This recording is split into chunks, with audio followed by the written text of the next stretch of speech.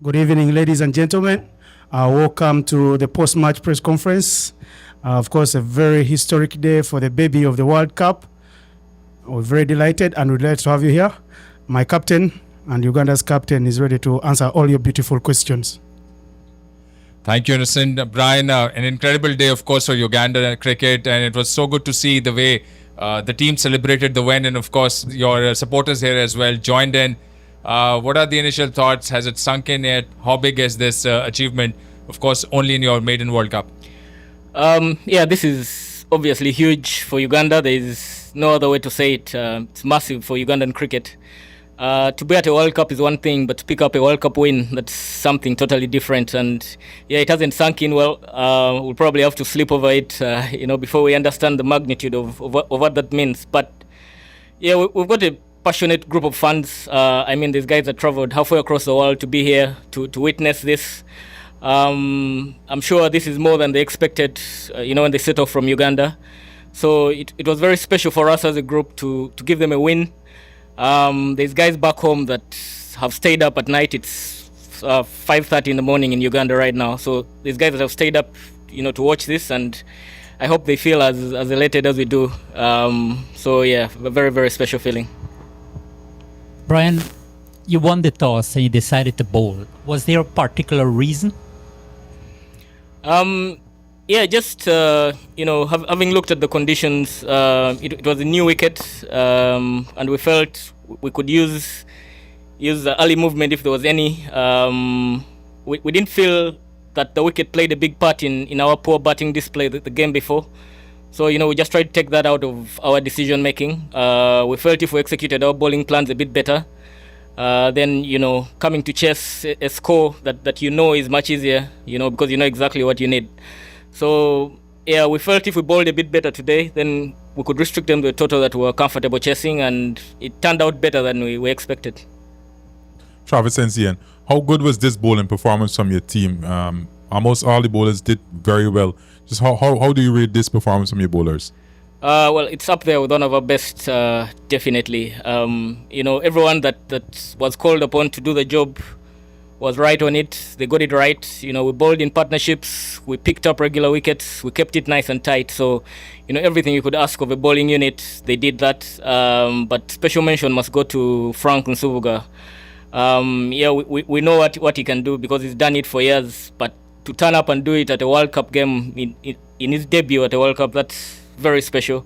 And for me, that's what turned the game for us. How important was Shah's innings after you guys lost a couple of wickets and were looking a little shaky? Yeah, that was a very important innings for us. I believe, it was a bedrock for us to chase down that target because we knew it was tough for PNG because we'd bowled to them. So we knew it was going to be very, very tough for us. And the situation we found ourselves in early on, having lost 3 or 4 wickets, it was always important for one guy to try and bat deep and be there at the end. Unfortunately, he wasn't, but he got us close to the line, and that's what mattered. Yesterday, your coach spoke about the pool of players are a bit small in Uganda. You just stated this is big for Uganda's cricket. What do you think this would motivate, expanding that pool of finding more players, more talents for Uganda's cricket? Yeah, it's a question of opportunities and interest, because if there's interest in the game in the country, then it can spread a bit further, and you can attract more resources to developing the infrastructure, which allows you to develop more players. So getting a win at the World Cup means there's interest in the game in the country, which means we can ask for a little help from the private sector or the government in terms of infrastructure, which helps development of the game.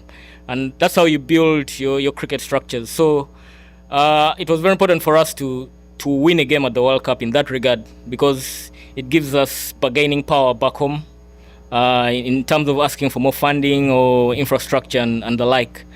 Yeah, so that's generally how it works for us. Skip, cricket is not that big as compared to football, rugby, and basketball in Uganda. But over the last year or so, you guys have been winning cricket matches consistently. Could you put down a reason or reasons for the success of this Uganda cricket team? Yeah, it's been a massive effort, not just from the playing group, but the board back home, they were very intentional about where they wanted the team to go in the lead up to the qualifier, the World Cup qualifier that got us here. So, it was about planning and execution of a dream, and everyone was pulling in the same direction. So we played a lot of games in that period, which allowed us to become consistent. But, the administration back home played a huge part in terms of getting us those games, but also, contracting a larger group of players that allowed us to play together as a unit for longer. So, yeah, it's been a huge effort, very intentional, and, getting a win at the World Cup, I think that's reaping the rewards of that. Last two questions. There's a young man here, Frank Nsubuga. Any words for him? Of course, him delivering, for your knowledge, also the most economical bowling spell in history of T20 World Cup today. How instrumental was he, and how happy you are? Of course, he's got such a long journey, and capping it off with this most memorable day in Uganda cricket history. And also the fact that you hit the winning runs. Of course, like Riyazat got out and you were there. Maybe the best memory of your career? What can I say about Frank that hasn't been said already? I mean, he's a special guy. I watched Frank play growing up, so to see him do what he does at the biggest stage makes me very emotional. To be there to witness it, I don't quite have the words. I mean, he deserves it. We know how good he is, how good he has been over the years, and the amount of work he has taken to stay that consistent. It's incredible. So for him to come out, I'm not surprised that he did what he did, but doing it at this stage, that's very, very special. And, I'm very, very happy for him. Being there at the end was very special for me as well. Probably my most important 0 not out. But very special because it's a big night for Ugandan cricket, and I was there to witness it. Thank you very much and enjoy this great win. Thank you. Thank you. That was it from the press conference. A marvelous night in Guyana and a magical morning in Uganda. The word fairy tale has been redefined. Thank you.